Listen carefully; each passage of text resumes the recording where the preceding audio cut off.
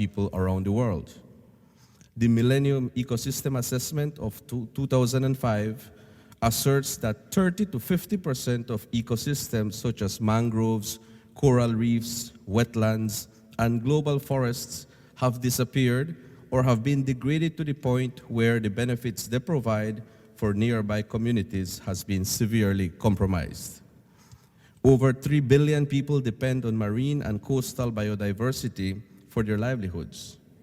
Oceans contain nearly 200 identified species, but actual numbers may lie in the millions. Likewise, oceans absorb about 30% of carbon dioxide produced by humans, buffering the impacts of global warming. Some of you may know that I am from Belize, where there is an internationally acclaimed barrier reef reserve system, the largest barrier reef in the northern hemisphere, comprising offshore atolls, several hundred sand keys, mangrove forests, coastal lagoons and estuaries, many managed in a system of marine parks. These habitats provide direct benefits to the people of Belize from fisheries and tourism, and indirect benefits such as buffering hurricane impact. Given the importance of our seas, effective ocean governance is absolutely critical. Coral reefs cover about 1/10 of the oceans and are sometimes referred to as the canaries of the sea because of their early warning ability to show near-shore oceanic stress. Because of their high biological diversity, they are also called rainforests of the sea. However restricted they are in scale, coral reefs are vital to the well-being of millions of people. The years 1997, 98, 2005, and 2015 saw coral bleaching events that were particularly devastating for the Caribbean reef systems. Corals can survive many intrusions, including a bleaching event if it is not too severe. However, if the pollution or increased water temperatures is prolonged, coral eventually dies. This combination proved fatal for large extensions of reef systems and will require many years, if not decades, to fully recover. This dieback event also had several secondary impacts, including increased beach erosion and diminished harvests of a number of economically important species. In tandem to coral bleaching, huge mats of sargassum seaweed have been washing up on Caribbean beaches for close to a year. These seaweed drifts sometimes accumulate as high as 3 to 4 feet on some beaches, creating negative ecological and health impacts to local populations, not to mention its unsightliness and the ultimate impact on tourism revenue. Sea turtles have trouble nesting on beaches, and baby turtles have become entangled in the seaweed trying to reach the sea after hatching. In addition, the livelihoods of fisherfolk have been affected as they are unable to bring their catch ashore. In Antigua and Barbuda and St. Lucia, for example, people living in some coastal communities have had to migrate inland because of the suffocating smell of the sargassum. Whereas sargassum is a native and important ecological part of the Caribbean Sea, sometimes called a floating rainforest of the ocean, quantities of this magnitude have never before been seen and may be another canary in the coal mine of humankind's impact on nature. Collaborative research on this subject could be one of the first functions of a proposed Inter-American Task Force for the Oceans, an initiative which is in its nascent stage and which I am sure will be discussed in detail in the days to come. Countries throughout the Americas have been working with stakeholders at all levels to tackle issues of ocean conservation and governance. Several Caribbean countries, for instance, have launched the Caribbean Challenge Initiative, which is a coalition of governments, companies, and partners working together to accelerate action on the marine environment, signing the declaration in May 2013, committing them to conserve 20% of their marine resources by 2020. In the fifth Summit of the Americas in 2009, the Declaration of Sport of Spain, OAS member states furthered their commitment to ocean governance by recognizing how vital the conservation of marine resources and the protection of marine ecosystems are, open quotes, for the continued economic and social well-being of those who live near or otherwise depend on the sea, close quotes. In particular, the ongoing efforts to consider the concept of the Caribbean Sea as a special area were noted in the context of sustainable development without prejudice to relevant national legislation and international law. Finally, there is great advancement in international dialogue on the open ocean. Just last month, at the Ocean Conference in Chile, the host country established the Nazca Desventuradas Marine Park, the largest marine park in the hemisphere, which boasts a fully protected no-take zone where fishing and other extractive activities are not permitted. 12% of Chile's marine surface is now protected, with Nazca Desventuradas Marine Park being the largest marine park in the Americas. At that same conference, the US government pledged action to protect the ocean by combating illegal fishing, cleaning ocean debris, and addressing acidification. In addition, they launched Sea Scout, a new global initiative to unite governments and other stakeholders against illegal fishing.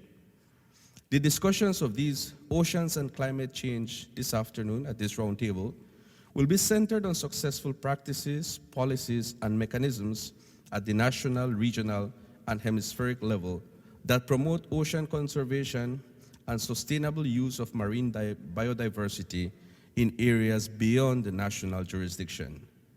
It is our hope that this roundtable helps facilitate cooperation and a constructive dialogue towards the strengthening of sustainable development conditions and the protection of the environment, which will, in turn, achieve safer, more democratic, and more inclusive societies in the Americas.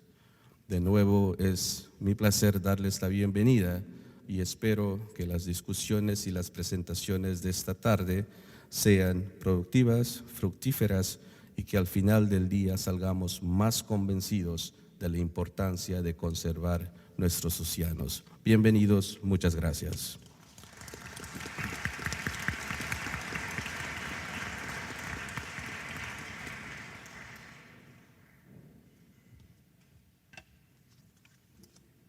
Good afternoon. My name is Maggie Macario.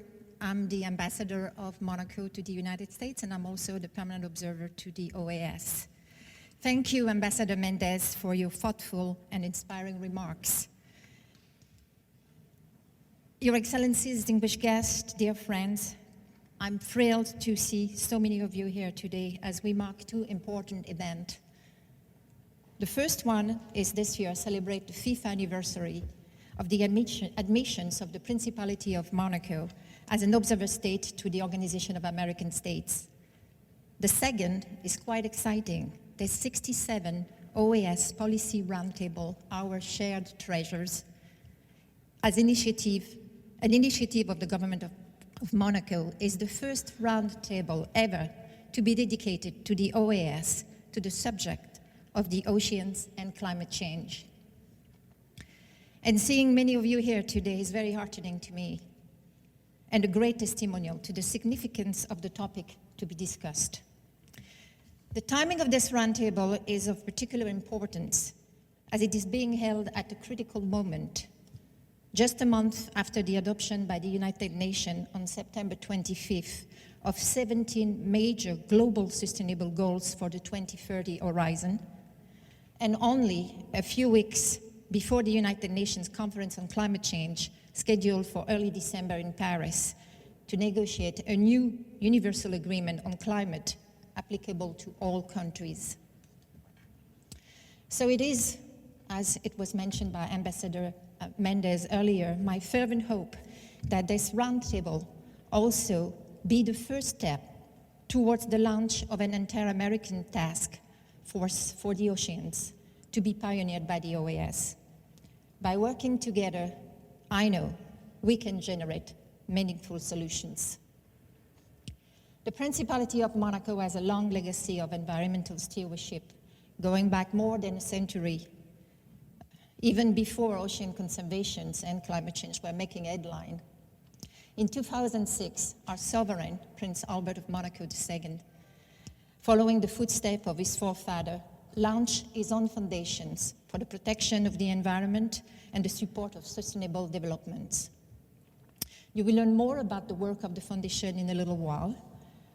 And regretfully, His Serene Highness Prince Albert could not be with us this afternoon, but he has recorded a special message for this occasion that I would like to share with all of you. Secretary General Almagro, Your Excellencies, distinguished guests, dear friends. I'm sorry that I'm not able to be with you today for this meeting, the theme of which is as dear to my heart as the occasion, the anniversary of Monaco's accession to the Organization of American States as an observer. I'm delighted that the OAS is turning its attention to the key subject of the oceans and their future in light of the dangers threatening the Earth, particularly climate change. There is an urgent need to pay attention to these vast expanses of water, which account for almost 70% of our planet and are currently falling victim to the serious disruption that we are inflicting on our climate and our environment. We are aware of the ills that are impacting our oceans, acidification, an issue which was notably highlighted in 2009 by the Declaration of Monaco, extreme weather events which are occurring in even greater numbers at sea as well as on land, and of course melting ice and the resulting rise in sea levels. Every day more than 1 billion tons of ice are melting on the Earth's surface, disrupting ecosystems and threatening the survival of entire regions. Faced with this situation, it is imperative that all stakeholders take action, as I've been doing for many years with the Monaco government and my foundation. And it is imperative that American nations and the organization which brings them together take on their responsibilities. I know that many of them have begun to do so, some with a determination to which I would like to pay tribute. But we must also go further and design a new model appropriate to the fragility of the seas and the need to ensure that humanity can develop without harming the planet. This green or blue growth, which is our duty to design, is today the only long-term prospect capable of helping us to the relish of the challenge, the taste for innovation, and the ambition to build a better future. I hope that your meeting today will provide an opportunity to better define all these challenges and determine how each of us can contribute for the benefit of all. Thank you.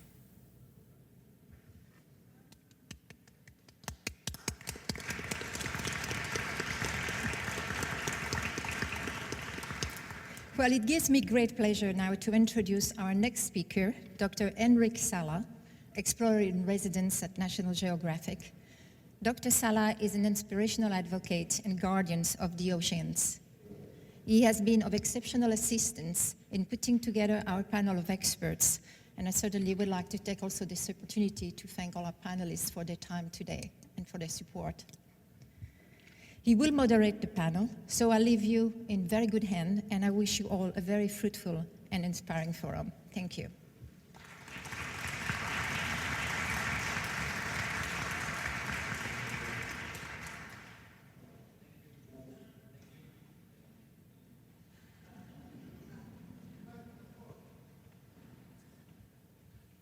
Thank you. Thank you, Madam Ambassador. Your Excellencies, ladies and gentlemen, queridos amigos y amigas, thank you for being here today. We are going to spend an hour listening to our distinguished panelists, but we don't want this to be a depressing session, so we're going to talk about solutions. Right? But before we start, I'd like to share with you a short video that National Geographic we put together for the conference that Ambassador Mendes mentioned, our ocean conference that happened in Chile 3 weeks ago. And I hope that this video will put us all in the ocean mood.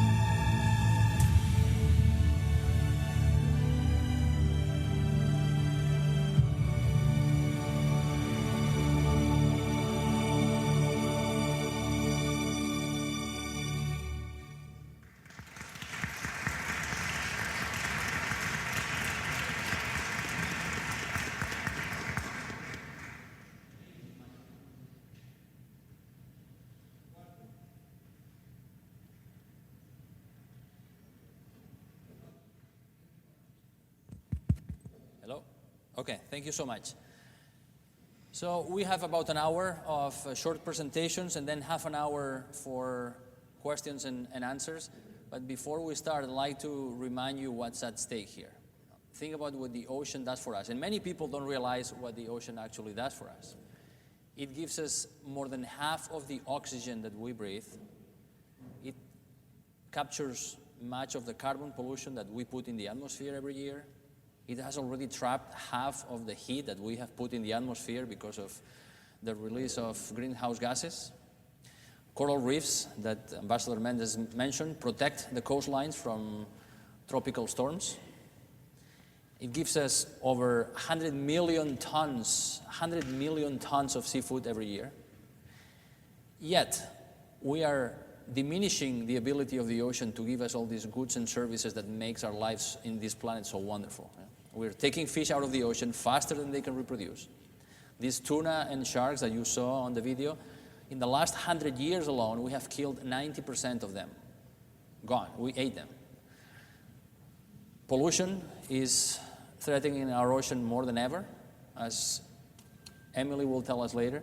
Every year, we put 8 million tons of plastic into the ocean that kills hundreds of thousands of seabirds, marine mammals, and fish eat it, fish that we end up eating too. And climate change is making the ocean warmer and more acidic, which is killing the coral reefs, as Ambassador Mendez mentioned before, but also is melting the ice in the Arctic. Since 1979, 40% of the sea ice in the Arctic has disappeared.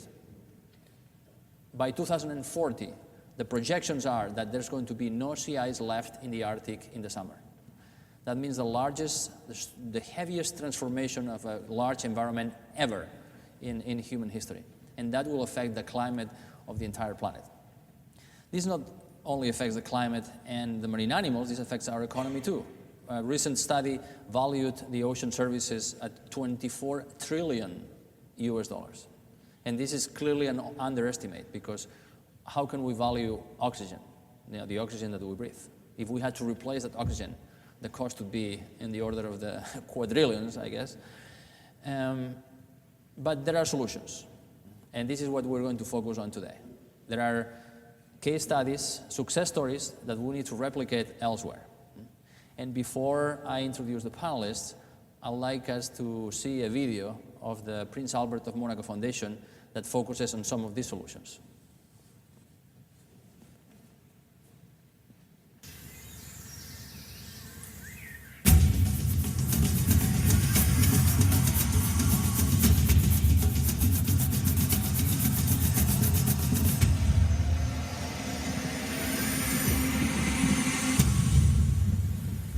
An idea, a conviction, a commitment, my foundation. Today, it is urgent to address the challenge of protecting our planet. Our fight for the environment is at the same time also a fight for humankind, an essential fight to enable future generations to continue living on our beautiful planet.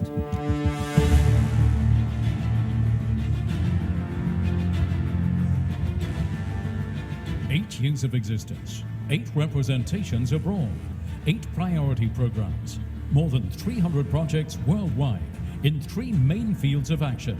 The Prince Albert II of Monaco Foundation is today a key player in environmental protection. During these years, the foundation has managed to surround itself with a number of prestigious international partners. Today, the foundation's a driving force, developing its own initiatives. On sea, land, and in the air, it helps improve the quality of the ecosystems on which we depend.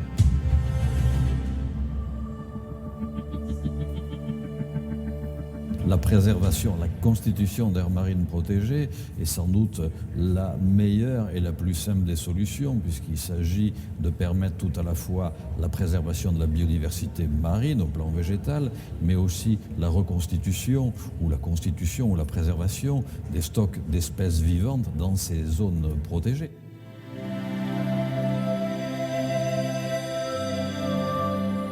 At sea, the Prince Albert II of Monaco Foundation shares a new vision of the protected marine areas, focused on the search for a balance between sustainable use and protection of the ecosystems. It has federated several states to create a financial mechanism that will facilitate the development of the Mediterranean's marine protected areas.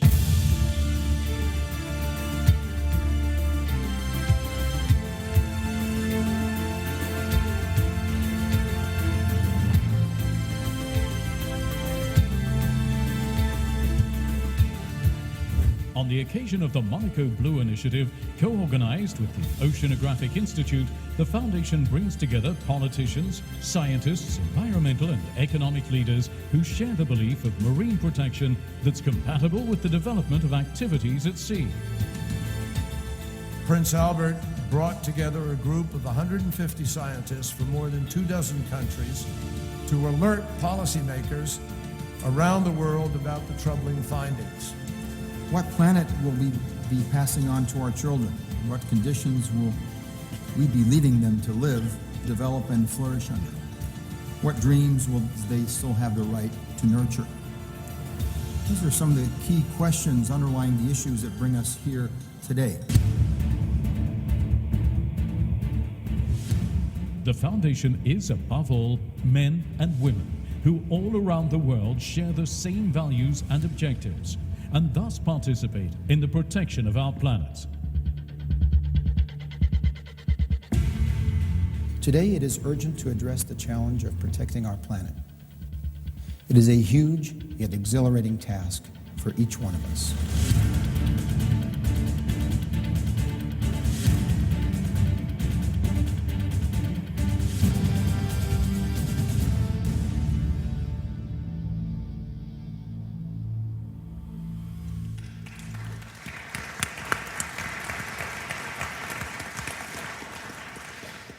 In the interest of time, I'm not going to introduce our panelists. You can find their biographies in the little booklet.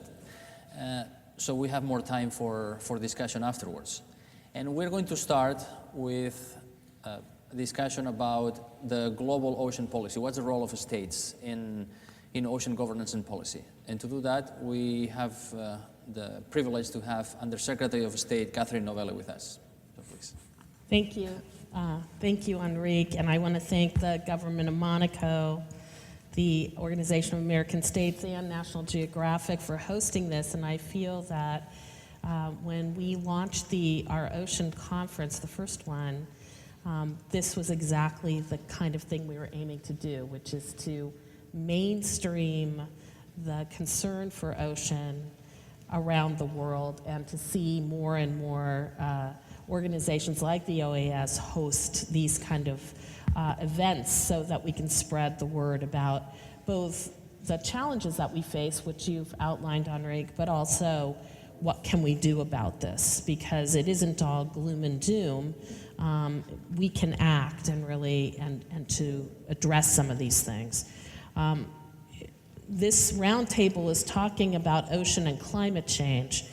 And one of the things that the nexus between what's happening in the climate and what's happening in the ocean is particularly important. And this is the whole issue of ocean acidification. So what's happening is the ocean is absorbing all this carbon, 30% of the carbon that we've put out since the Industrial Revolution.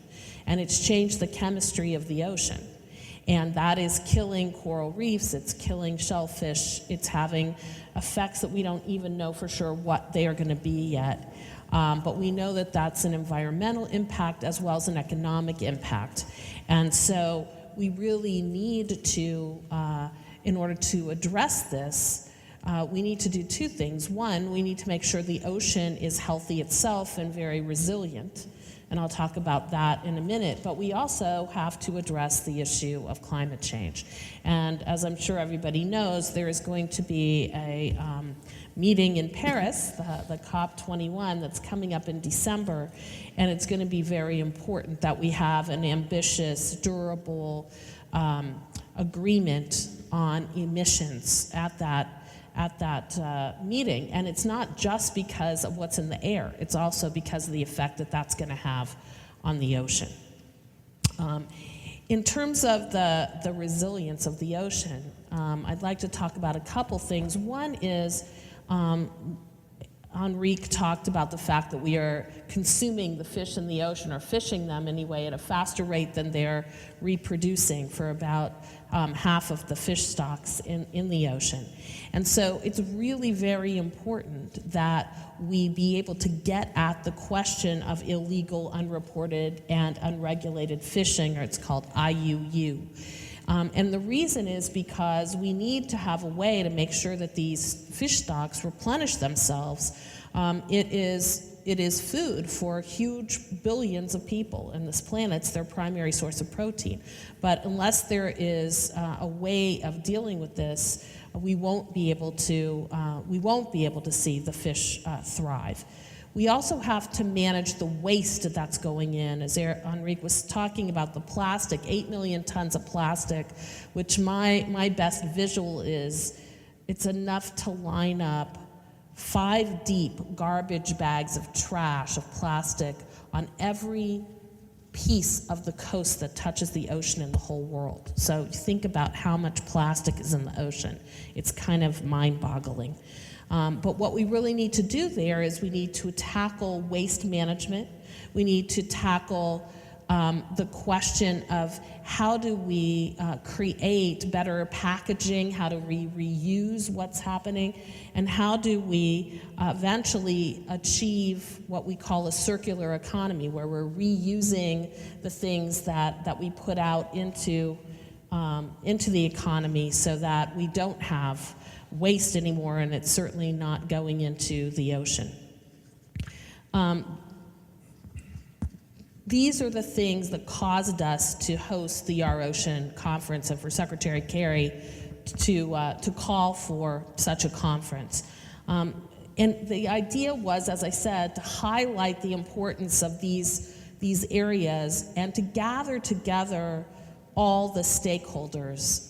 And it really takes everybody. It's not just governments. It's the NGO community, it is the business community, it is scientists, and everybody really needs to use a bad pun, row the boat in the same direction if we're going to get to a goal of preserving the ocean. And at the first conference that we held, we were able to get very concrete commitments. We got $1.8 billion of money to be dedicated to these purposes, and we also were able to preserve 4 million square kilometers of the ocean. And these marine protected areas, as they're called, are really, really important because they give a place for the life of the ocean to rejuvenate, safe from fishing or other kinds of activities that could be going on to threaten them. So we're looking to do many more of these things. What was wonderful about that first conference is that it led to the second conference. And Chile, as you know, hosted that second conference and was able to keep up the momentum. They had over 500 people from 50 countries, again, from this broad stakeholder community.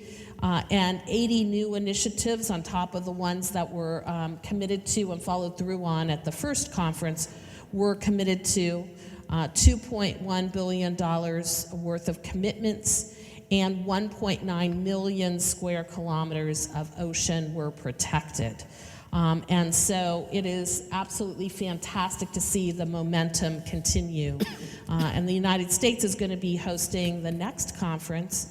And what's even more gratifying is that the EU has already said it will host in 2017. So we feel like we've got momentum going, and that each conference hopefully will top the one before it, so that we will have very, very concrete work that we can catalyze, not just for the time of that conference, but on a going forward basis. And what's really wonderful about the Chile conference is that some of the nations from the OAS really stepped up. And so we had Panama announcing new protected areas, Costa Rica outlining new ocean governance efforts, and then Chile itself announcing these 2 very bold marine protected areas. One was Easter Island and one was Des Venturadas. And so those were incredible accomplishments. But we don't want to rest on our laurels. We need to keep going. And so what we really want to do, as I said, is deal with the question of climate in Paris. And then we also need to work on how do we keep the ocean resilient. And one of the most important tools that we have is an agreement called the Port State Measures Agreement, which allows countries to stop illegal fish from entering, illegally caught fish, from entering their borders. And so it takes 25 countries to ratify this. We are on our way. I am happy to say that the United States Congress passed the law that will allow us to ratify just last week. And we expect the president to sign that into law and deposit our instruments of ratification. But we're hoping that all of your countries will also ratify so that we can get to the 25 and really use this as a way to strengthen what is going on for the fish. The other thing that is really important, it was something that was mentioned in the video, is using technology to make sure that we can actually monitor these marine protected areas as well as for illegal fishing. Because we don't want to just create these parks on a piece of paper but then have everybody there just fishing anyway. And so this is what Operation Sea Scout is about. It's something the Secretary announced at the Chile Our Ocean Conference, and we are going to be calling together all the countries to share data. We're going to be looking at various satellite and other systems that can be used to do early warning and identification of where are the hot spots where illegal fishing is happening, so that we can really focus our efforts, because as we know, the ocean's a big place and we can't be everywhere at all times. So I think that there is a lot of promise here. It's going to take a lot of work by all of us. But the good news is that the ocean is very resilient. And so if we do our part and we do the right thing and we take efforts, we will be able to see the ocean come back.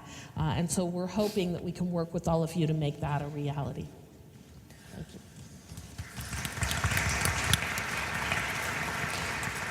Thank you very much, Undersecretary Novelli. And it's clear that for the overwhelming issue of climate change, we need global work. And also, I think it was very important that you highlighted the key role of leading nations like the United States and Chile that organized these Our Ocean conferences and put some very explicit peer pressure on other leaders to come and make announcements and just give speeches. So that's very important.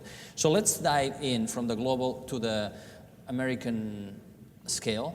And Richard Uber of the Department of Sustainable Development at the Organization of American States is going to talk to us about governance, ocean governance at the Caribbean scale. Please, Richard. Thank you very much. I was looking through the literature, and the first, other than the Persians and the Romans and the Greeks obviously controlling parts of the Aegean and other seas, was the cannon shot rule. So the ocean governance really began in the 17th century, and it was as far as your cannon could fire either from land or from sea was the ocean that you controlled.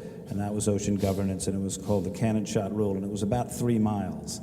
Well, since then we've come a long way. We had the United Nations Law of the Sea Conference, which began dialogue with countries in the late 70s, and then by 1994 up to 60 countries had signed it. But the Law of the Sea was really more jurisdictional issues: seabed mining, conflict resolution, what do you do if 2 countries? It didn't really look after the health and welfare of the oceans, the integrity of the oceans. And finally, just this year, the United Nations has gotten serious and realizing that we really are in trouble relative to the oceans, and we need to have a global governance structure that looks after the integrity and thereby the productivity of the ocean. And to me, this is very exciting. We've heard some excellent initiatives, the Chile U.S. conferences, Sea Scout, Chile establishing the largest marine protected area in the world, which is a huge no-take zone, basically hands-off, do not disturb this large area of ocean to protect against overfishing. Next, after that, we start looking at the Sargasso Sea, for example. It's the only sea that doesn't actually border on a land based continent. So who's to look after the Sargasso Sea? Columbus in 1492 went by and he goes, it's absolutely magical how clear and the color of this water and this large mat of seaweed that's on top of it with a plethora of animals that are interacting in a symbiotic fashion. I'm not so sure Columbus was quite so interested in the sea life, but he commented on the Sargasso Sea and how it's a magnificent place. So who's really to look after something like the Sargasso Sea? And this is the kind of questions that I think this new governance thing, this new governance structure will manage in the United Nations. Here in the Organization of American States, for example, we have two hemispheric initiatives. We have several, but these are two examples. The Western Hemisphere Migratory Species Initiative with the U.S. Fish and Wildlife Service, several projects throughout the hemisphere to look after shorebirds. We also have projects that look after manatees, whales, dolphins, sea turtles. So there's a lot of different efforts going on at the hemispheric level. The other is the Inter-American Biodiversity Information Network, which is trying to share data and protocols between the 35 member states of the OAS. Another governance structure that's been effective is the wider Caribbean. This is basically 40 countries. They understand how important the Caribbean Sea ecosystem is, and they're looking at things from a very large macro ecosystem point of view, trying to get together standards and protocols where they can manage better this Gulf of Mexico, Caribbean Sea, and even into the Sargasso Sea area. So one of the most exciting things to me relative to governance is a new initiative called the Caribbean Challenge Corporate Compact. And I just wanted to read quickly some of the things that they're doing. They signed by 15 companies, Disney, Tiffany, Royal Caribbean Cruises, Virgin Group, and NRG Energy. The leaders are prioritizing marine protected areas, and they're beginning to utilize environmental economics. They said that each hectare of Caribbean ecosystems are worth $375,000 annually per hectare. So it's very interesting to me that they're beginning to use techniques of environmental economics to give value to the different goods and services we get from the coastal regime. They made financial commitments. The GEF, European Union, NRG Energy, Sandals Resorts, all made commitments.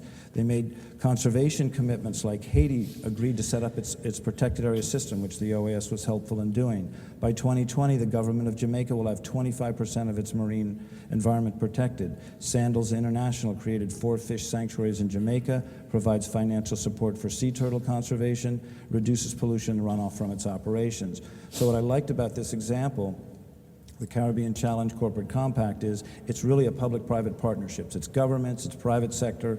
I wish I could consider, I wish I could talk to Elon Musk and say, instead of doing SpaceX, do Ocean Y.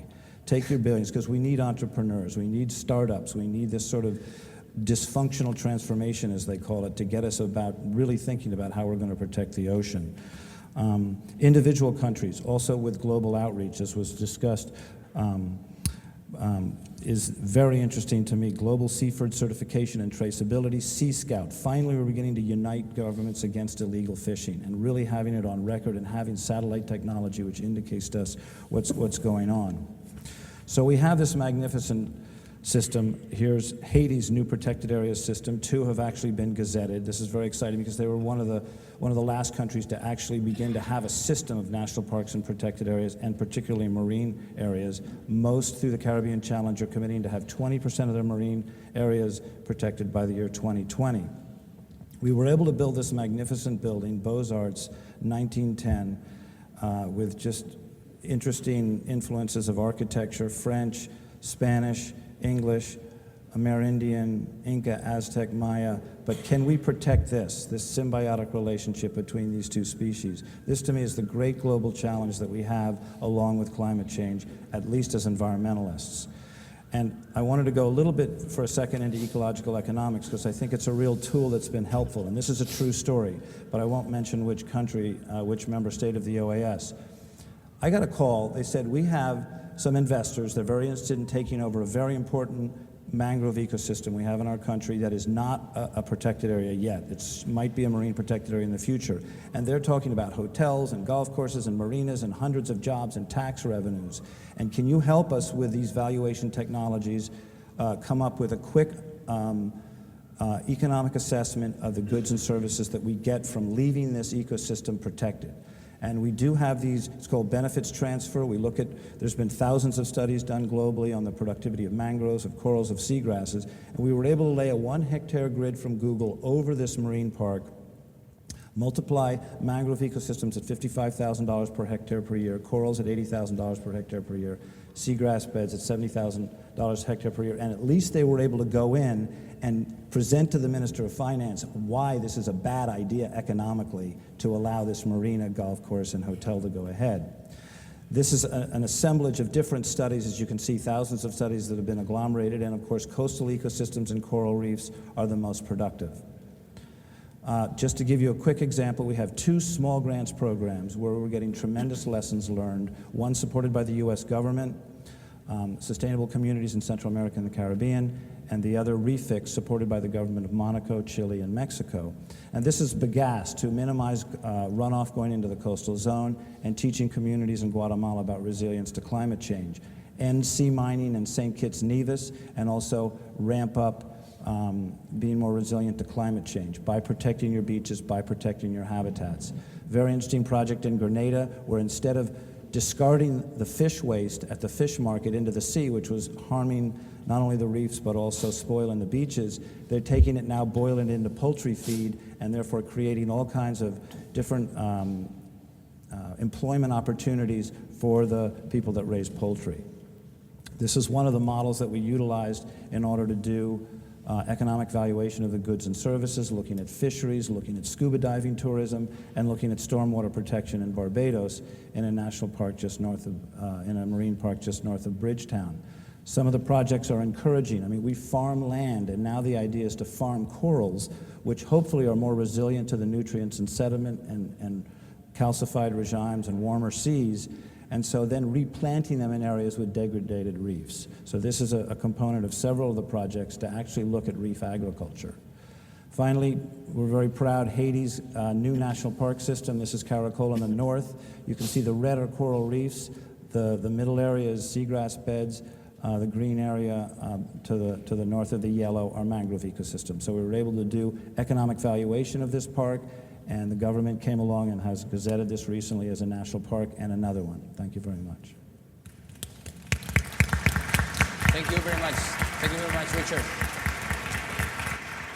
There are many problems, but there are also many initiatives, and one of them that you both have mentioned before is Marine Protected Area. Jim Simon, President of Oceana, what do Marine Protected Areas do for us? Thank you, Enrique.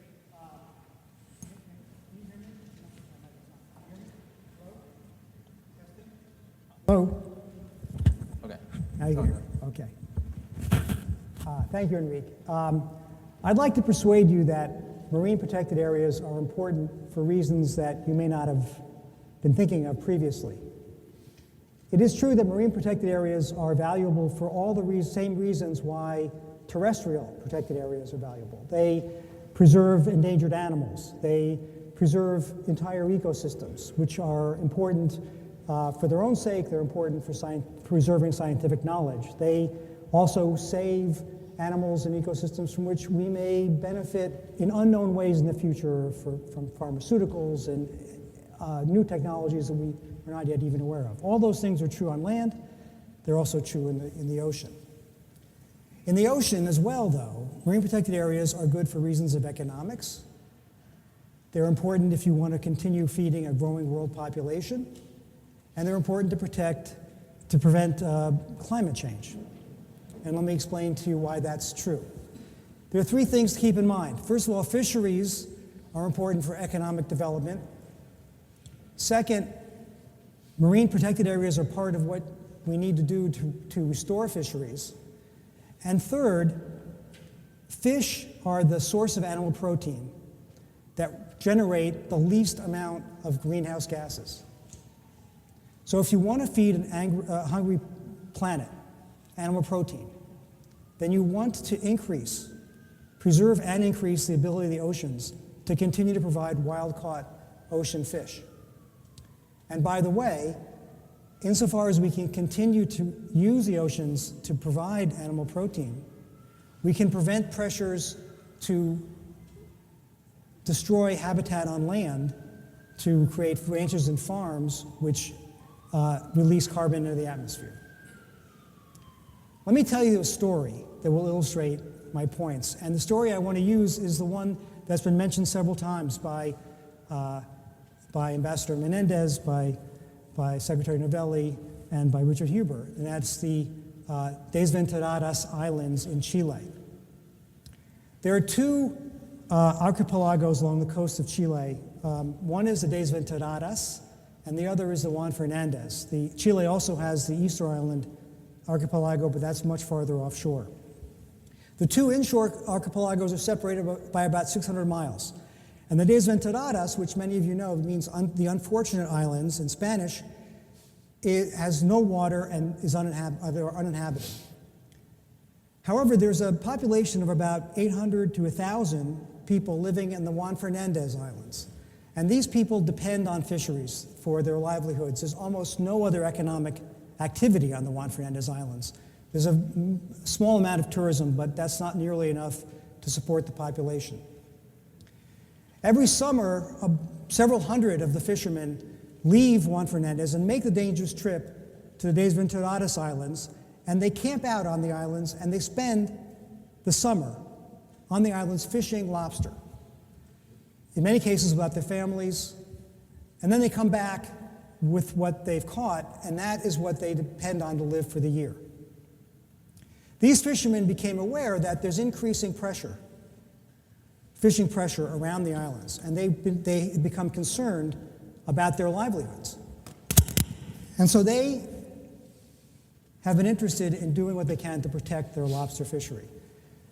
We had the great fortune to work with National Geographic Society, which led an expedition around the Desventuradas Islands to document the life around those islands, the very, very rich underwater life. And National Geographic took unbelievable photographs, which we brought back to the people of the islands and the people in Chile to show what's at stake. And we worked with National Geographic, and we worked with the fishermen on Juan Fernandez Island to persuade the government to create the Nazca Desventuradas Island Marine Protected Area to protect the livelihoods of the fishermen, because they're aware that by creating a marine protected area, they will get what is sometimes called the spin-off effect. The ecology around that area will enable the lobster they catch in the inside of that area to continue to prosper, and they will benefit. That's the sort of thing that fishermen throughout Chile, which is one of the countries where we operate, have come to realize. And so we've been working with fishermen in other areas, in a part of Chile called Punta de Choros, and a part of Patagonia called Tortel, where they've also been advocating for and successfully persuaded the government to create marine protected areas. This is one example of how marine protected areas, by creating what's called spin-off effects, can be part of good management of fisheries. And it's essential that we take these steps because, as a world, we have not been managing fisheries well. Many of you may know that the worldwide catch of ocean-caught fish peaked in the 1990s and has been decreasing steadily since then. And that's not because we have fewer boats out there. We've had many more boats every year. It's because there have been fewer fish to catch. But this is not an inexorable or uncorrectable situation. In fact, the good news is that fish like to reproduce, and if we leave them alone and manage them well, we can get more of them. It's like, you can think of it as having money in the bank, having a good amount of principal in the bank from which you can live on an ongoing basis. If you mine your principal out of your bank account, you'll find that you won't have enough interest to live on in the future. And that's the situation we have been in up till now. But we can take the right steps to put those fish back in the bank account. We could not only reverse the decrease in fish throughout the world, but bring them back to where they were, and we can catch more fish than we have previously on a sustainable basis. We could give almost 1 billion people in the world a seafood meal every day. There are currently about 250 million or so people employed in catching fish. There are communities which depend on it. And we can restore those communities, we can restore those jobs. We know what to do. It's not very complicated. Set and enforce reasonable quotas. Stop catching animals in nets and lines that we don't intend to catch. That's a problem called bycatch. And create marine protected areas. Chile is an example of where we've been able to do that successfully. And Chile is not alone in the world, but let me just stay there for a moment. 10 years ago, Chile developed a new fisheries law, which was a disaster for that country. And since then, the catch of some of their most emblematic and important fish has decreased. It's a fish called the Jodel, or jack mackerel, which has been the largest fishery in Chile, and it has crashed. There's a smaller fishery, hake fishery, that the small-scale artisanal fishermen depend on, and it is crashing. But the fishermen in Chile and others realize what's going on, and Chile last year passed a new law which requires scientific quotas, protects marine areas, and limits bycatch. And I think that in the next couple of years we will see jack mackerel and hake back on the path to recovery. And that's a path that we can take elsewhere in the world, and we can do it globally. Marine protected areas can be part of that. They need to be a key part of that. In most countries of the world have become parties to the Convention on Biodiversity, which requires 10% of the world's oceans to be protected. Most countries are well below that, and most countries have a long way to go. But I think in working with the fishermen and other interests in those countries, by showing why protection of marine areas is important for economics, feeding the world population, and for protecting climate, we can do it. Thank you very much. Thank you very much, Jim. So we can think of this ocean that is unprotected and not well managed, like a bank account where everybody withdraws but nobody makes a deposit. These marine protected areas that are well managed are savings accounts that we can enjoy. But we can have the best protected area in the world, and that does not prevent from pollution getting into that area, right? So Emily Waglund, Vice President of Ocean Conservancy, how serious is the plastic pollution problem, and can we do anything about it?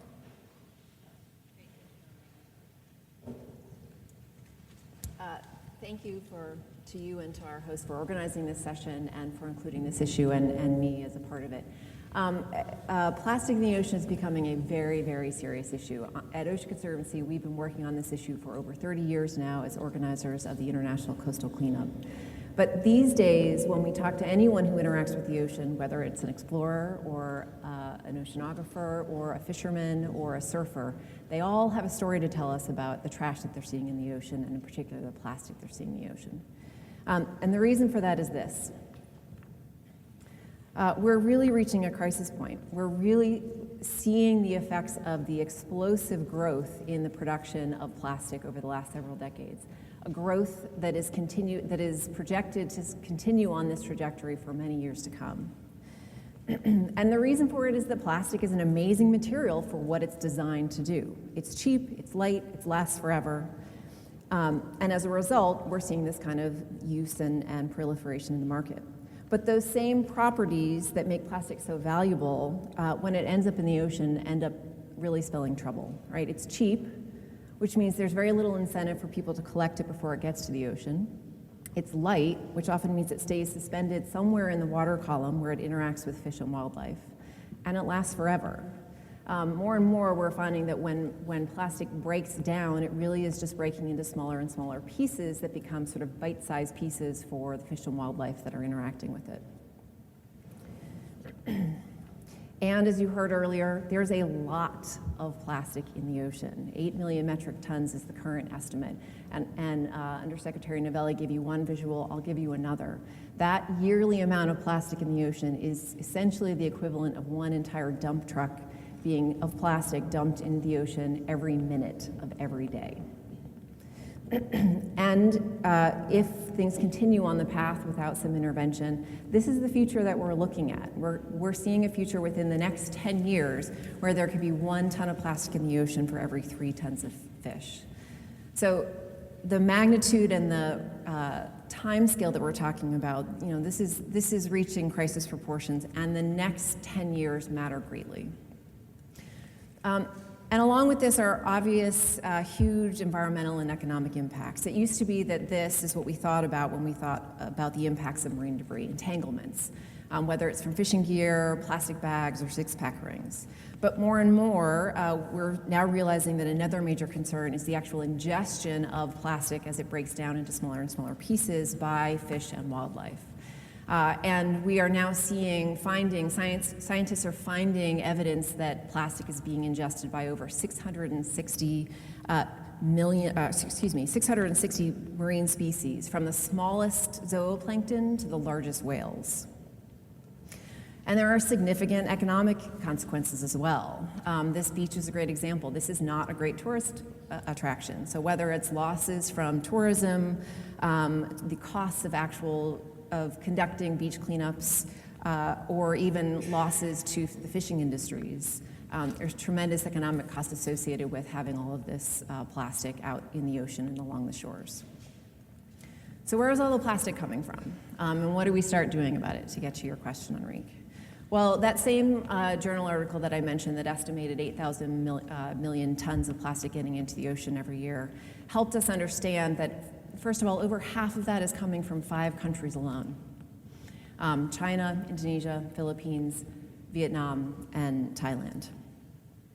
And what's really happening is that it's a crisis around waste management. This is an unintended consequence of development. You have a lot of these countries that are making tremendous progress, developing their economies, incomes are rising, consumption is rising, and therefore the ability to produce waste is rising. But the ability and the capacity to manage that waste is not keeping pace. And so instead you have what you see in this picture, where you have waste entering into ditches, eventually into streams and waterways, and eventually ending up in the mangroves and in the ocean. So if the challenge is that we need to focus on how to do waste management better, Ocean Conservancy decided to take a more in-depth look at this. And in particular, our starting place was, let's bring a diverse set of interests to the table. So we set out to look at exactly how to address some of these waste management challenges at a scale and within the time frame that really matters, by bringing together this diverse set of partners through the Trash Free Seas Alliance. And the results of this analysis, we just released last month. Sorry, I'm making a shameless plug for our report, which you can find on Ocean Conservancy's website. And in looking at the waste management challenges in this particular region of those 5 countries that I mentioned, what we found is that there are 2 primary drivers behind why all this plastic is getting into the ocean and what the waste management challenge is. The first driver is that over 75% of the plastic that ends up the ocean comes from waste that is simply uncollected. Collection rates for waste on average in this region are about 40%. The rest, the remaining 25%, comes from waste that's collected but then is either illegally dumped or ends up in open dump sites or unmanaged dump sites near beaches or waterways. The second major driver that we looked at is the actual value of the plastic itself. There are a lot of rigid plastics or water bottles, PET, types of plastic that are recyclable and that have value, and that either in formal scavengers or more formal collection systems, there's value enough in that plastic for it to be recovered.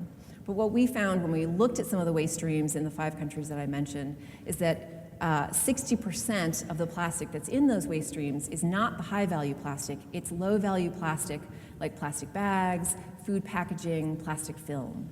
And that's offering very little incentive. It's not worth anyone's time to actually collect it. So in the end, what we found is that in terms of looking at solutions, what we found is that by focusing just in these 5 countries, where the plastic leakage rates are the highest, and focusing on the cheapest and most impactful measures, it is in fact possible to reduce the global amount of plastic getting into the ocean by nearly half, by 45%. And our costs associated with that, just to sort of ballpark it, would be about $5 billion a year over the course of 10 years. And we found there's a lot of geographic specificity to waste and waste management, and so all these solutions will need to be locally tailored. But there are three basic levers that we think the world needs to focus on. The first is just fundamentally closing the existing leakage points within the existing systems. Make sure you find a way to stop illegal dumping, closing or covering poorly sited and open dumps. The second major lever is to greatly expand the collection services. We need to get collection rates up from the current 40% average in this region to 80%. And finally, in order to keep all the plastic and all the waste in the waste management system, we see real potential for creating the right economic incentives for keeping those leakage points closed by creating and recovering value from the waste itself, whether it's by increasing in recycling or potential waste conversion technologies like waste to fuel or waste to energy.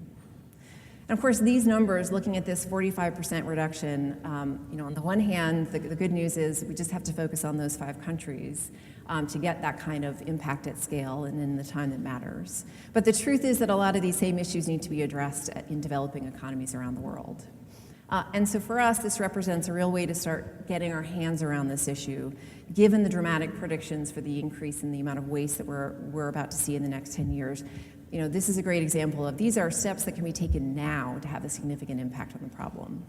And our next step is to continue to work with a lot of those same partners to bring, and we're excited to see the necessary players from NGOs, scientists, governments, private sector, starting to come together to tackle this problem and start looking at how do you create the right enabling conditions and financing in a lot of these geographies to really allow for a true waste management industry to emerge and emerge fast.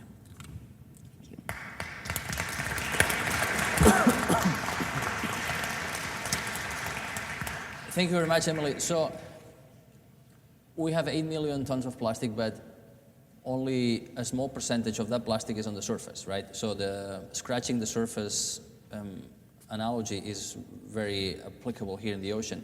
And most of the plastic in the ocean people don't see, right? The plastic that is manufactured mostly in Asia ends up in the Americas, in the beaches in the Americas, or deep. Now this is why scientific observations are so important. And most of our scientific work comes from near shore areas, from the coast and from the surface. There is very few deep work in the ocean. Only 11% of the bottom of the ocean has been mapped in high resolution, right? So Carol Baldwin, curator of fishes at the National Natural History Museum here in the mall, can you tell us about what is the Smithsonian doing to expand that deep knowledge of the ocean and in particular in the Caribbean? Sure, thank you, Enrique. The Smithsonian Deep Reef Observation Project is using a manned submersible in the Southern Caribbean to explore and monitor biodiversity on deep reefs. This submersible is capable of descending to 1,000 feet or 300 meters, and it allows us to collect deep reef organisms, deploy and retrieve monitoring gear, and take high-definition video and still images. So deep reefs are too deep to access using conventional scuba gear, but they're too shallow to be of much interest to deep diving submersibles. So they've largely been overlooked by science and conservation efforts in the past. So DROP is doing exploratory submersible diving and discovering a whole new world of biodiversity on deep reefs. And this includes numerous new species of fishes and invertebrates. In fact, to date, we have discovered at least 30 new species, which is remarkable, but what makes this even more amazing is that all of this biodiversity has come from a plot of water that's about 1/10 of a square mile, or about 2/10 of a square kilometer. So I think you can see that if we're finding this much new biodiversity in a tiny plot of water, and these deep reefs occur in tropical regions around the globe, that we have just scratched the surface in terms of understanding what inhabits deep reef ecosystems. So we all know that shallow water coral reefs have been declining for decades, and we also know that sea surface temperatures are rising on a global scale. But what's happening slightly deeper? We don't know. So DROP, several years ago, deployed 11 oceanographic temperature loggers off the island of Curacao between 50 and 800 feet. And as I speak, these temperature loggers are out there taking temperature every minute for year 4 data. And this data set of temperatures on a shallow to deep reef profile is globally unique, and it's one that we hope we can continue for decades. We're also doing some biological monitoring using autonomous reef monitoring structures, or ARMS for short. These are a cubic foot in size, and they're basically little reef condominiums. You place them out on the reef and you leave them for a year or more. All kinds of organisms settle on them and start growing, and after a period of time, they start looking very much like the reef around them. We can then go retrieve these, take them apart, and genetically analyze everything that's living on and in each ARMS. And this way we get a sample of much of the cryptic diversity that's inhabiting a reef that is otherwise very hard to assess. So very importantly, each one of these ARMS is constructed exactly the same way. And this gives us the standardization that we need to be able to detect changes in biodiversity from place to place, over time, and importantly for DROP, from depth to depth. These ARMS units have been placed on shallow reefs in many parts of the world, but in Curacao, thanks to the availability of the submersible, we can also deploy them at deep reef depths. So the Smithsonian currently has 36 of these units deployed off Curacao between 45 and 735 feet, and this is another monitoring effort that we hope will continue for many decades. We are also studying invasive lionfish on deep reefs off Curacao, and we have observed them there as deep as 700 feet. These are voracious predators, and my fear is that they are down there on these barely explored deep reefs, gobbling up biodiversity before we even know that it exists. So to study the diets of deep reef lionfish, we are using the submersible in an unconventional manner, and that is to spear deep reef lionfish. Probably the most expensive lionfish ever speared, but it works, and we can get the lionfish up to the surface, take the stomachs out, and then genetically analyze the gut contents. So in the near future, I should have preliminary results on what deep reef lionfish off of Curacao are eating. So I'd just like to leave you with a couple thoughts, and one is that we should not continue to ignore tropical deep reefs. For the most part, these are not isolated ecosystems. They are connected to shallow reefs, and they may play a critical role in the survival of the shallow reefs above. And secondly, we need to find ways to fund more basic biodiversity exploration in the ocean. The ocean accounts for more than 95% of the livable space on this planet, and it's estimated that less than 5% of that has been explored. Deep reefs in particular, which are not miles down in the ocean, but essentially our own backyards, appear to be very productive ecosystems that deserve our attention on a global scale. And I'd just like to end by thanking the Prince Albert II of Monaco Foundation, which is generously funding the temperature and biological monitoring that we're doing in the Southern Caribbean. Thank you.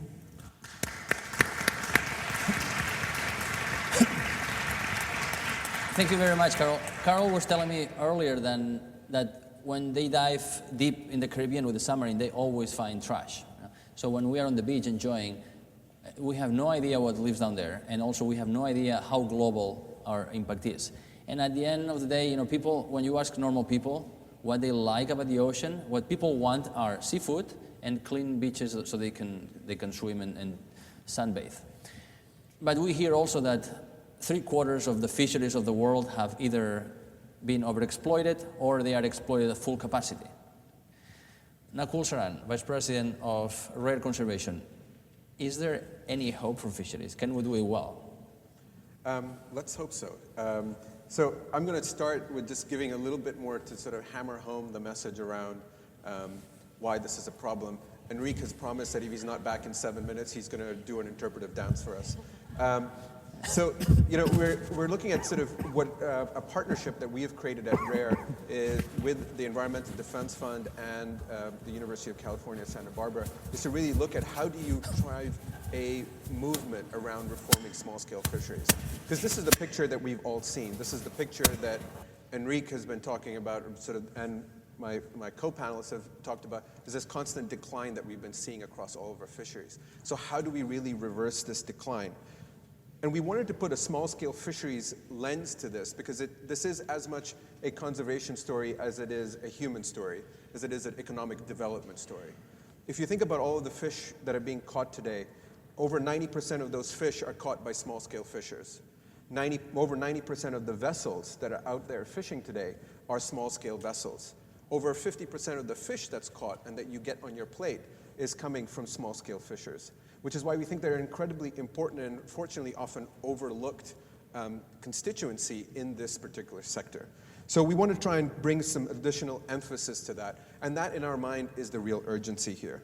And we believe that we have a period of the next 10 to 20 years to really create some real movement here. Our program is kicking off in 5 countries, 2 in the OAS region. And if you think about a country, for example, like the Philippines, you have 1.4 million small-scale fishers in the Philippines, 10,000 industrial boats. So half of the fish that's caught today in the Philippines is from these industrial boats. The other half is caught from 1.4 million small-scale fishers. So this is as much a question of equity and about, you know, human development as it is about just how do we get more fish. What happens if this fish were to collapse, these stocks were to go away? What happens when suddenly 1.4 million fishers and their families are on the move looking for new forms of jobs and new forms of food? Right? One only has to look at what's happening in Europe with the refugee crisis and the mass migration that we're dealing with to sit back and take a moment and say, what happens with that scale of migration in any one of these countries that we're talking about? So hopefully that gives you a sense of this is important and we need to do something about it. Now, the good thing is that we do believe there is a solution. We believe reserves, as many folks have spoken, are an important element to a transformation of these small-scale fisheries. Creating these no-take zones is, in fact, the investment capital in a bank account. But to really make sure that the community that is making this investment sees the benefit of that, you must actually think about how does that community actually get tenure or rights or access over this bank account. Unfortunately, too many fisheries, because they're set up as open access resources, you have the classic tragedy of the commons. Even if you were to create a no-take zone, what eventually happens is everybody recognizes that that becomes the best fishing spot. So then suddenly everybody's congregating on this place to fish. We need to make sure that the communities that are investing in this are actually getting the benefit from this. And so what we're working on adding to this model of no-take zones is this idea of exclusive access, ensuring that the communities benefit from this. And finally, this is a fragmented problem. This is in tremendous scale. You're talking about over 30 million small-scale fishers around the world. To really make this work, we have to empower the communities to become the managers of their own resources. Without that kind of capacity building and community development, this unfortunately won't work. We've seen that these reserves are a critical element to this. So you've heard from everybody here, the reserves work, and here's the data that says that it does. A meta-analysis of no-take zones that have been created have shown that a 446% increase in the biomass within these no-take zones within 5 to 10 years. That's an incredible transformation. We also know that these no-take zones then lead to a spillover for these communities to harness. So couple that, bring together the rights and the capacity building, and you start to see real change. So how do we make this happen? Well, fundamentally, RARE is a human development, behavior change, and capacity building organization. And we do this in a few ways. One, we ensure that the communities are given access to the knowledge so that they're able to better understand the value of their resource. We equip them with the power and the authority to manage these resources. And finally, we build the momentum and the spirit. This is an example of a campaign in Mexico where we've actually created mascots, bring the community into this. Because ultimately, many of these sites that we're talking about don't have marine police, they don't have coast guards, and technology may play a role in them. But ultimately, it's up to the community to self-enforce the management of these resources. And a big part of what we're trying to do here is build the support and the energy for that to happen. And these are incredible campaigns which include not just the fishers themselves, but school kids, teachers, community leaders who all commit to investing in this transformation.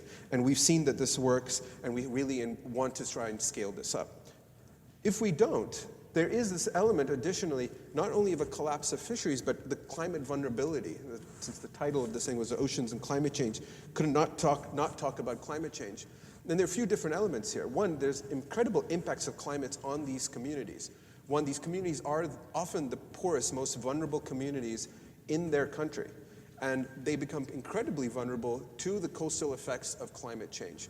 Increased sea level rise, increased storms, but the fish stocks, when stressed and when under population, are often then stressed as well by climate change, and this becomes a compounding effect. So if you were to reverse this tide on the stocks, you would then also able to not only recover the fishery, but communities start to see the benefit of their coral reefs, of their mangrove forests, which makes them as a community more resilient to climate change. And that community piece that I mentioned, one of the greatest bits that we've seen in climate adaptation or in community resilience is social cohesion is an incredible indicator of a community's ability to rebound from catastrophic events. And that's a big part of what we're trying to do here. So ultimately, we believe that the solution works and that we have a solution that benefits both people and nature. And this is an incredibly important element of what we're trying to do. Since we're all here at the OAS, I want to just leave you with a few things. So what could you be doing once you've left here? And there are three things I want to point out. One, the global community has made great strides around the topic of oceans. The first is the Sustainable Development Goal 14, which brings to bear and greater relief around oceans as a critical element to our global development. The second is the FAO has recently launched the Small-Scale Fisheries Guidelines. And what I would really encourage a task force to be able to tackle is taking these global objectives and trying to localize them and put them into context for the countries and the communities who are members of the OAS. I think that's a really important measure. A second element that this task force could really focus on is creating a greater exchange. We've learned from all of the work that we've done. We're now in 50 sites across 5 countries. Fishers learn best from fishers. Ministers of fisheries learn best from ministries of fisheries. So how do we create more of those kinds of collaborative exchanges to share these solutions? I think that's an incredible opportunity.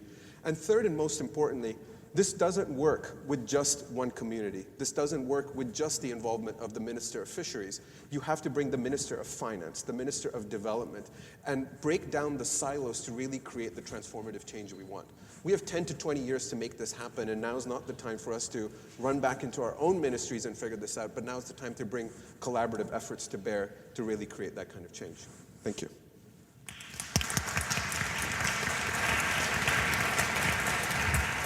Thank you, Nakul. That was a beautiful way to end. If you run for office, I'll vote for you.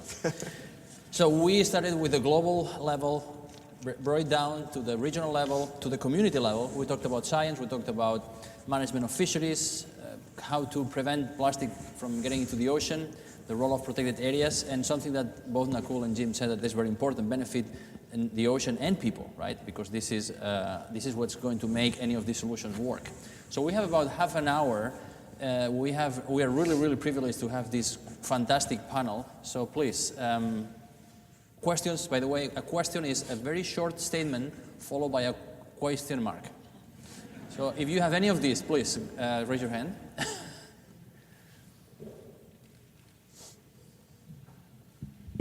Hi, my name is Professor Cláudio Pinho from Dom Cabral Foundation, Rio de Janeiro, Brazil.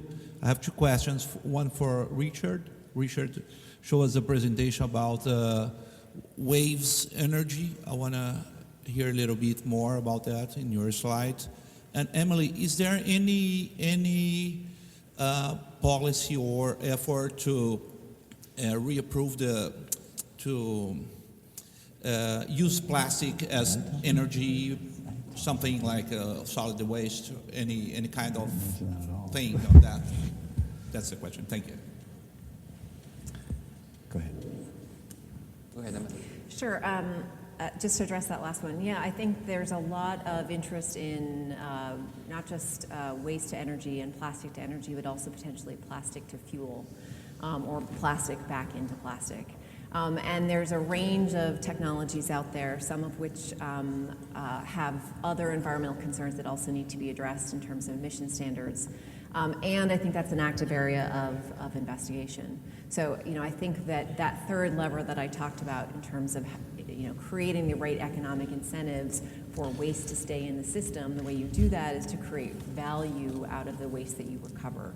And some of that is about recycling and reuse, there are a number of forums that are looking at the role that waste to fuel and plastic to plastic and plastic to energy can also play a role in that. Richard, you want to answer? No, just a quick note. I mean, wave and tidal energy are huge opportunities we need to further look into and exploit. My question is, can't we develop a plastic that dissolves after a week? Anyway. Yeah, I just wanted to add that actually the U.S. government is sponsoring 5 pilot projects on this whole question of waste to energy in the Philippines and then in Indonesia. And so we're actually trying to bring these things forward, just as you said. And of course, we wouldn't want them to go forward unless they are dealing with emissions in the proper way. But there's a great deal of science around this, and we're actually starting to move forward on actual projects now. Ma'am, go ahead, please. Hello, Enric. A very brief statement. To your point, Richard, earlier about disruptive innovation. My name is Daniela Russo, and I'm with Think Beyond Plastic. We're an innovation accelerator that focuses specifically on plastic, and we look into material, product design, recycling, and manufacturing innovations. And I would like you to know that just last month, we completed the first accelerator class. We launched 15 companies that developed solutions to plastic pollution from a material standpoint and recycling innovation. And some of them are funded, some of them received over $5 million of funding. That is the answer. The answer is not dealing with trash. The answer is dealing with the nature of the material that creates that trash. And so I very much support your statement that the need for disruptive innovation is there. And I'm here to say we're working on this. Thank you, Daniela. There are clearly great opportunities for making business out of sustainable practices. And one of the problems is that we haven't, as Nakul said before, we have been living in silos, and the business community has not talked enough to the conservation community. Ambassador. Thank you.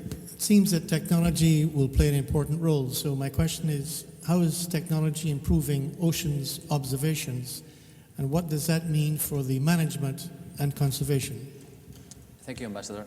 Actually, I saw Sherry Goodman here of Consortium on Ocean Leadership and in the audience. Would you like to answer this question? Are you going to go to the microphone, please? Yes, thank you, Sherry.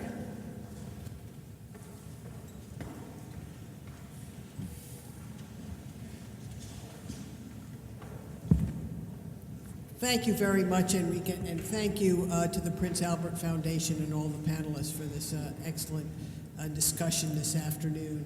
And I think I'm joined here by my colleague, Andrea McCurdy. Do I see you here? Speak to the phone. Come Speak up? to the microphone, please. Okay, Yes. great.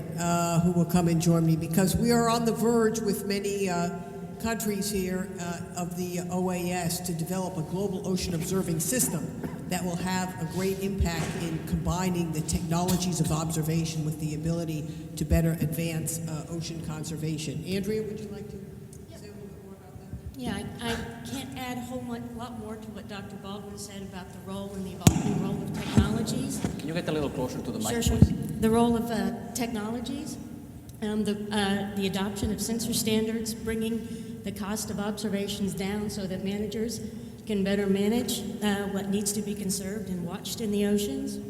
These new autonomous platforms allowing us more opportunities in terms of deployment and maintenance. In addition, the Global Ocean Observing System is adopting system engineering principles, which will reduce redundancy of observations in the ocean. And one of the things that I really want to implore everyone here to think about is the use of open data management policies. This ability to have greater scales in terms of geographic understanding of what's happening in the ocean, in terms of ocean life and the things that impact it, is profound. And I am the senior project manager for TPOS 2020, which is a project that will spend 5 years redesigning how we observe the tropical Pacific. And I was just at our steering committee meeting, and as I talked to our Central and South American committee members, that's what they spoke of very passionately, is the need to share data. So, thank you. Thank you. Any other panelists has a comment on technology? Yeah, I can speak to it. I think certainly for us, one of the challenges is the classic management challenge, right? You can't manage what you can't measure. And if you think about implementing systems around small-scale fisheries management, how do you actually collect the data of what fish are being caught, how much, what species, what size? And that's been a real challenge. It's a real challenge also trying to get fishermen to do that reporting themselves, right? Who wants to come home from having done groceries and then go to a clipboard and write down everything that you bought, right? You won't do it, so why should a fisherman do it? So we have to figure out ways in which we can create technologies that actually simplify some of these processes. So one of the things we've kicked off as an initiative to look at how do we use camera technologies that not only take a picture of one fish, but you take a picture of all your fish, one catch, in one image that uploads into a system and let the cloud do that analysis for you. And a fisherman gets a report and says, here's how much fish you caught and of what species. That's a major transaction cost today, and we can try to simplify that. That's one area where we see technology playing a role. The second is actually understanding the ecosystem. If you want to create these marine protected areas, these no-take zones, well, how do we do it today? Well, today we do it with a diver, right? We send a diver in with a clipboard who does transects and writes down everything that they see. Now, not everybody else has the benefit. Is there anything wrong with that? No, but well, yes. Well, not everybody has the benefit of an Enrique Sala to go out and do their biophysical assessment. If we're trying to do this across 1,000 sites at the same time, we can't replicate Enrique fast enough to do that. So what we're trying to look at, why is it that we can't have, you know, a small autonomous ROV that you could chuck in the water that goes and maps this out for you? We have to simplify these. Unfortunately, we haven't had enough energy or investment to really look in there, and that's another piece. And the third piece is around tracking where these vessels are going. Maybe hand it off to Jim, talk about Global Fishing Watch, because I think that's a really cool use of technology. Let's Carol say something, and then I'll allow you to talk about the Global Fishing Watch, please. A couple comments. One about data sharing. I mentioned the temperature data that we're taking on the shallow to deep reef profile. As a scientist, I have to get a peer-reviewed scientific publication out of that first, but after that, that's going to be open to anybody that wants to use it, which would be great for comparative purposes for other places. And then along the lines of the technology that we're using to explore and monitor areas below shallow reefs, the manned submersible technology that I'm using is the most expensive way you can go. We certainly need to, you know, employ ROVs and AUVs and other things, but there is nothing comparable to getting a scientist or an observer or somebody in conservation into these subs and taking them down into that environment and seeing it firsthand. So I really think we need to develop programs that combine manned submersible technology with robotics. Thank you. Jim, can you tell us what's this Global Fishing Watch? We are partnering with Google to provide to everyone in the world who has a computer and an internet connection access to data which currently exist that show where the majority of large industrial boats are fishing. Many of you may know that every large vessel in the world needs to have what's called an AIS, Automatic Identification System, on board for navigation purposes. And that includes, of course, many large fishing boats. Those data, those AIS data, are collected currently by satellites around the world, and they're made available commercially to shipping companies and others.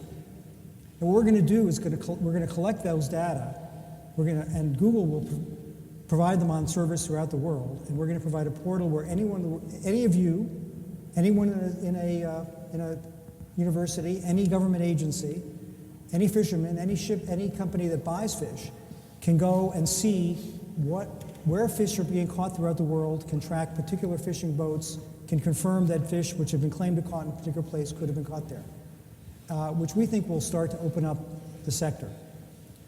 In general, the fishing sector is among the more opaque of all the industrial sectors that I've encountered in my career, and I suspect many of you have had the same experience. It's much harder to find information about fishing companies and processing than it is about almost any other industry that you may come across. And so there are some, in addition to this new technology, thank you for asking me to talk about it, called Global Fishing Watch. In addition to that, we can make policy choices to open up some of the data which currently exist, currently are available. For example, in some countries, boats are required, in addition to the AIS, smaller boats are required to have locator devices on their boats. And these are often called vessel monitoring systems, VMS. And some countries are opening those data up for the public to see. The United States, unfortunately, is not one of them. The United States does require VMS on many of our fishing boats, but we keep that private. And other countries are in the same boat. So we can, in addition to making small technology changes, which will open up the data which currently are available, we can also make some policy changes to make existing data available to the public. Thank you, Jim. What are some of the key policies that we can start implementing in the United States to display leadership on climate change, especially prior to the Paris talks? Undersecretary Novelli, I think that one is for you. Can you repeat the question? I couldn't hear you very well. Can you get closer to the microphone, please? I just want to know what kind of policies can the United States implement in order to display leadership on climate change, especially as we move forward to the Paris talks? Thank you for the question. Well, I'm sure, as you know, President Obama's already declared our commitment to how much we're going to reduce carbon, and that was declared quite a while ago in order to induce other countries. And we're going to be reducing carbon by 25% in the next several years. So we've made a commitment to do that, and we're hoping others will follow through. He's also declared what we're going to do internally here in the United States in terms of emissions and requiring a further reduction in emissions to follow through on how we're going to increase this commitment. In addition, we are working with a number of countries, and we actually helped catalyze the breakthrough with China when they made the first ever commitment to reduce carbon. And that has also helped bring along a lot of other developing countries who were concerned about making commitments. So I think we have both demonstrated the commitments we've made as well as the regulatory actions we've taken that we're serious about reducing this. Hello, good afternoon. My name is Alan Medina from the Washington Center, and my question is about energy. Oil is the fastest source of deterioration to the ocean, being far more harmful than trash and waste. And my question is, how can we transition from an oil dependency energy economy to a renewable energy economy in terms of legislation and ocean conservation to make it attractive and profitable for our governments? Thank you. Well, actually, Secretary Kerry just hosted a two-day conference on clean energy and sustainable energy. We brought together businesses, the financial leaders, and others to talk about this exact question. Interestingly, technology has moved forward. Somebody asked a question about technology in the ocean. There's a great deal of technology now that's bringing the cost down for solar energy and wind to make it close to comparable with oil. It's not quite the same, but it's coming way down. In addition, the whole financial community has looked at how do we creatively finance these things while still doing it in a way that folks can recoup their investments and come up with things like green bonds and other types of mechanisms. And so I think there's a lot of creativity going on in both places. In addition, folks are looking at what can we do with off-grid energy. And there's been some breakthroughs there. I think everyone's seen the news about Tesla coming up with its storage capability for solar energy. But there's a lot that can be done with the microgrids, particularly in the developing world where there are a lot of folks. There's about 3 billion people who aren't connected to electricity yet.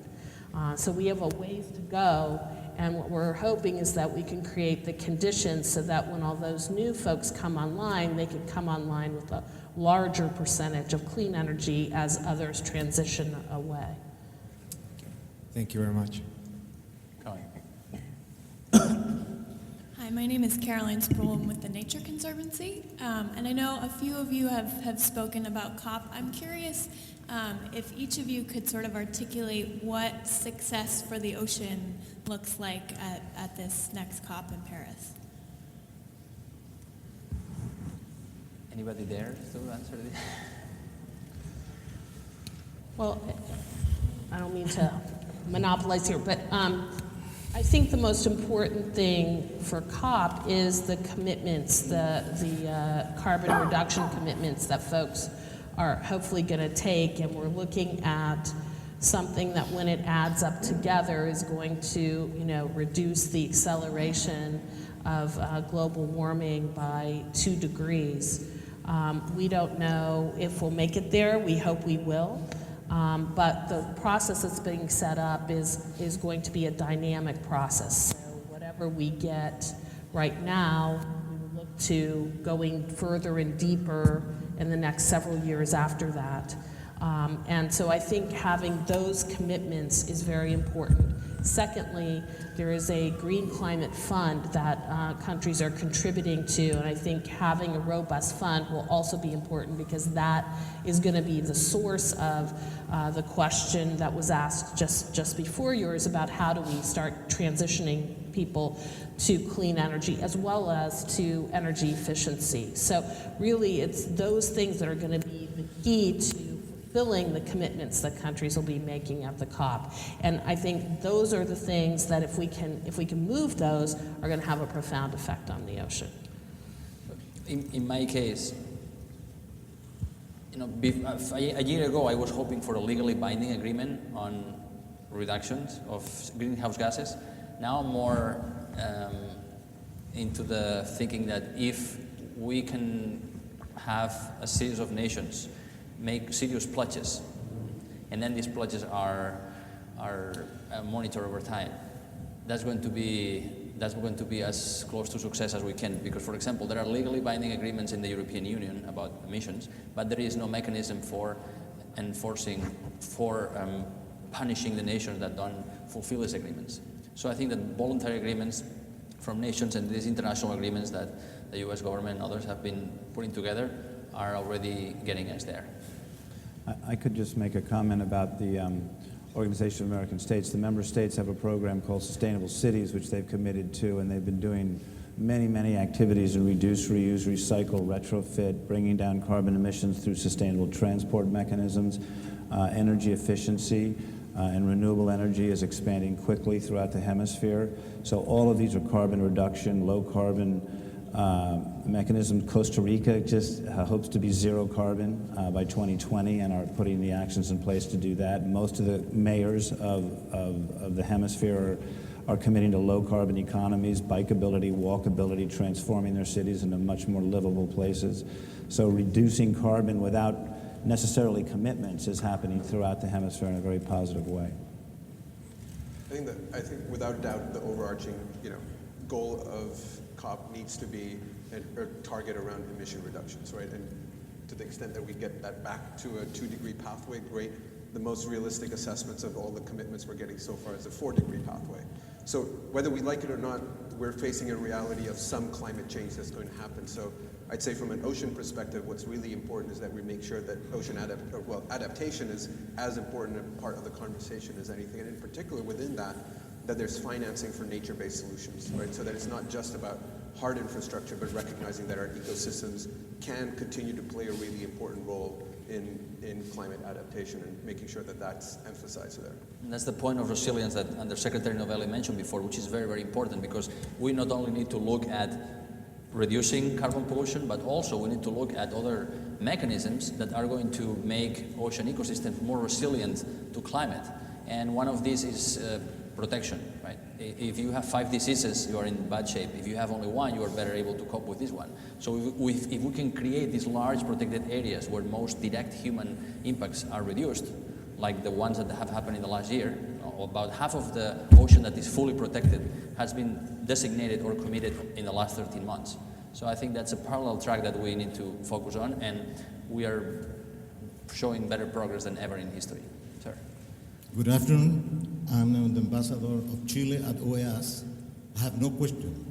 I just want to say thank you. Thank you to the Embassy of Monaco at White House. Thank you to the National Geographic. Thank you to the OAS. Thank you to the Department of State. And thank you for all you and people in the panel, because you made a lot of reference to my country. Good reference, unfortunately. Because we organized 3 weeks ago the second Our Oceans in Valparaiso, Chile, and they have a very, very good success. So thank you to all. Thank you, Mr. Ambassador. I think that, yes.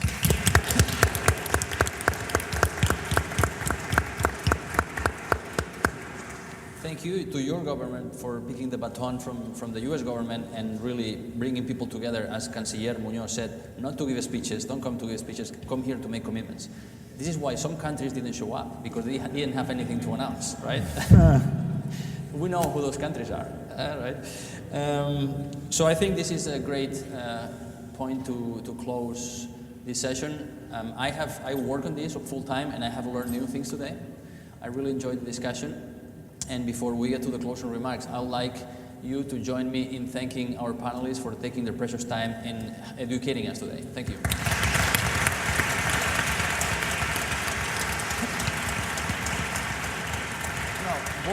Both Ambassador Mendes and Ambassador Macario have mentioned that the OAS should do something about the oceans and should develop a task force and figure out how this organization can help at the continental level. And if you think about the ocean, you know, if there is one thing that unites all of the American states, is the ocean. There is one ocean that goes around it. It has different names, but even in the Arctic, where we have sea ice for part of the year, there is water going across the Northwest Passage throughout the year. So this one ocean unites America. And I also believe, like the ambassadors here, that you have a responsibility and also a unique opportunity. There is a great momentum, the creation of these large protected areas, agreements to combat illegal fishing at the global level, Sea Scout program, COP21 climate summit in Paris this year. So I truly wish and hope that you, the ambassadors of OAS, will think about this very seriously, put together the task force that Ambassador Macario is suggesting, and show leadership in the America at that global level. Now, to conclude, I'd like to invite Ambassador Friday of Grenada to give a remark.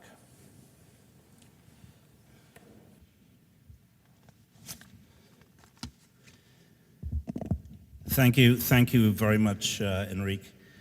Well, I have the dubious honor of standing between you and reception of some drinks and so that are waiting outside.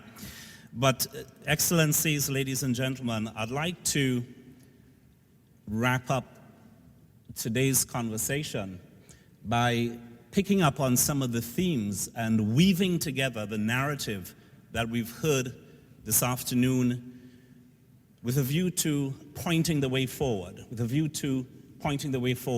to action.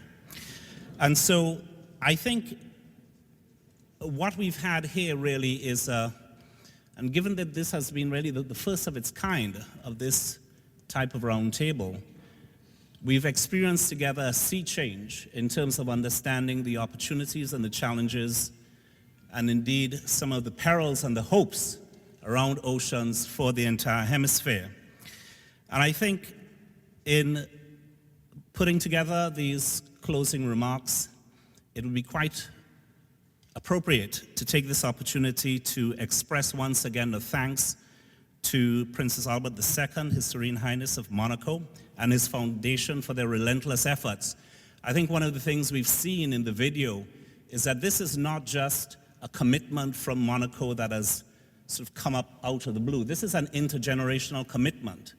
And it goes well beyond advocacy in terms of taking action. We heard about some of the financial mechanisms they're putting in place for the Mediterranean, for example.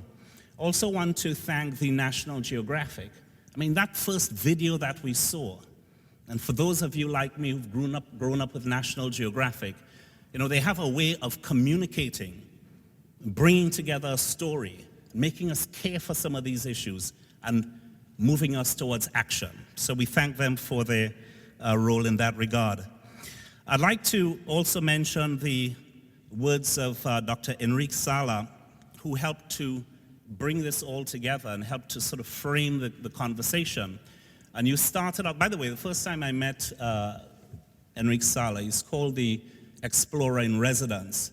And this is not just some sort of a term that they've come up with. The first time we met, you know, he said, listen, I can have a quick meeting today, but I'm going to be away for the next month or so because I'm actually heading up to the Arctic region for some exploration duties.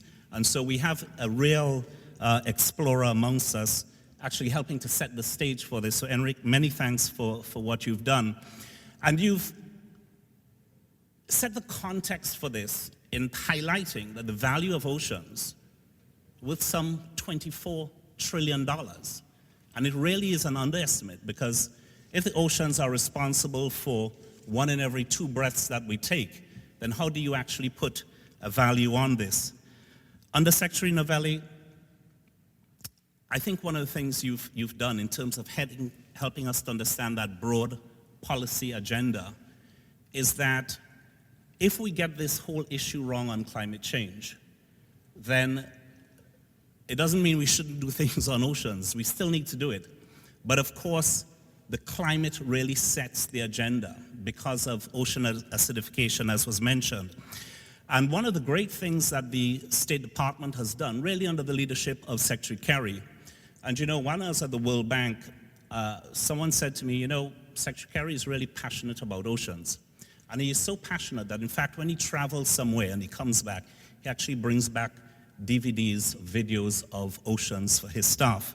So this leadership that the State Department has shown on the issue is something that we really appreciate. With the Our Oceans Conference, of course, as you said, this is, the whole idea of this is to sort of set in motion lots of events like this. And so we've been able to do that in order to get all our boats rowing in the same direction, or so we can all be rowing in the same direction. You talked about some of the issues such as the port state measures and the Operation Sea Scouts.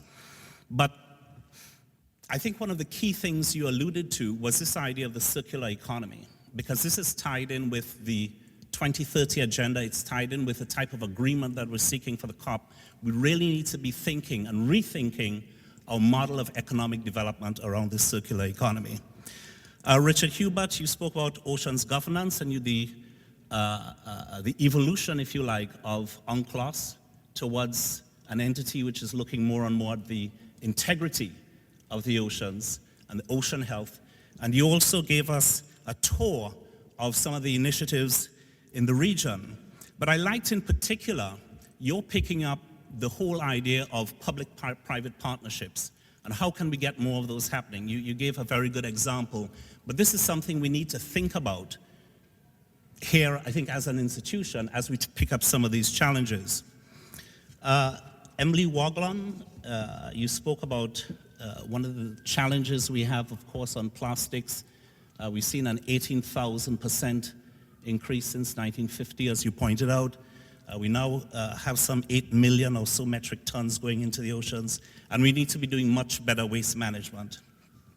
Nakul, I think we really appreciated your remarks for bringing out the human story.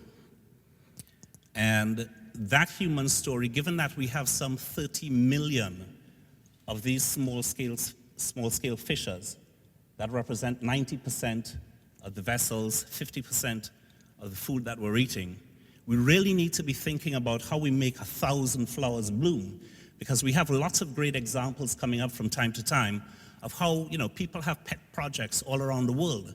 We've got to do much more than that. We've got to be thinking about 30 million of these initiatives. And so the idea of empowering the local communities, I think, is an absolutely critical one. And from Jim Simon, I really want to pick up, if I may,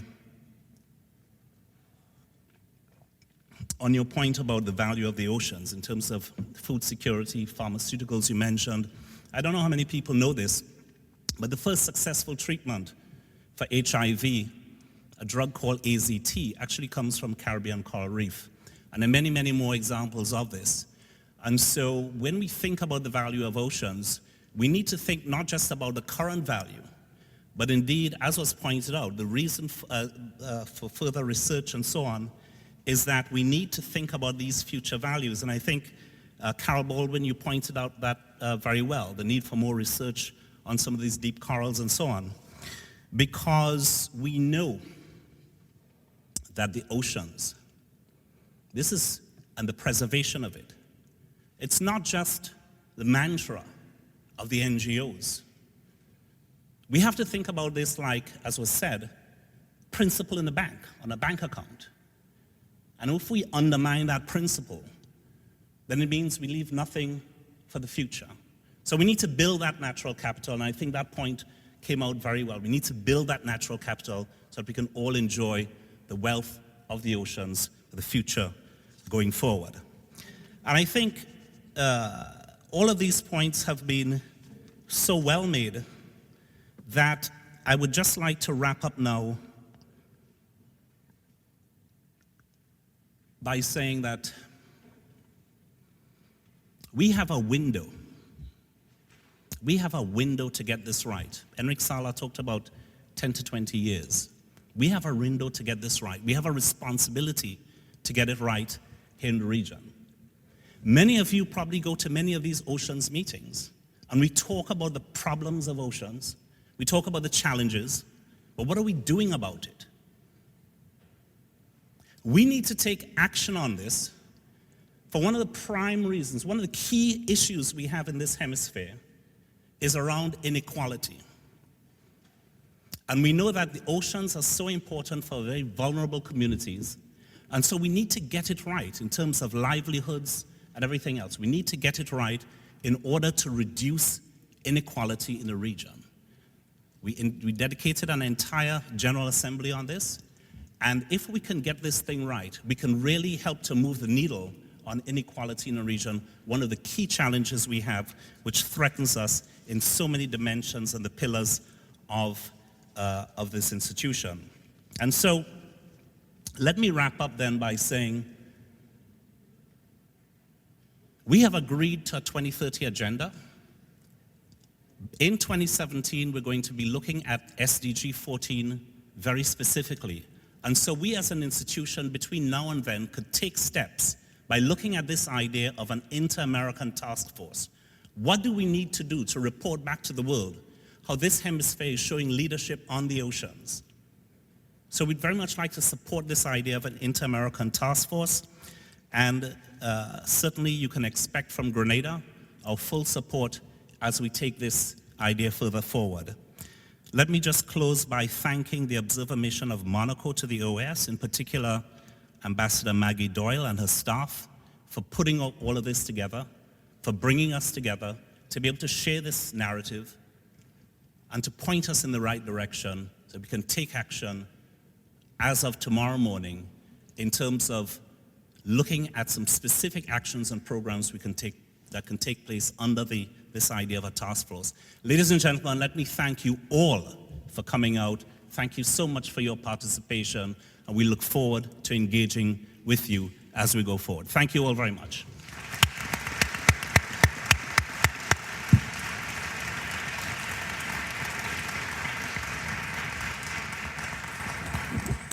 And now everybody is welcome to leave their seats and go to the courtyard for a reception.